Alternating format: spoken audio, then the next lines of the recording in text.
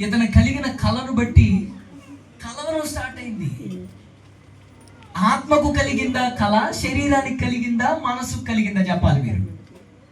దేనికి కలిగింది కళ? ఏమండి, మీరు పదే పదే వాడతారు ఆ పదం, అవునా కాదా? ఎప్పుడైనా అన్నం తినలేదేంది అని అడుగు.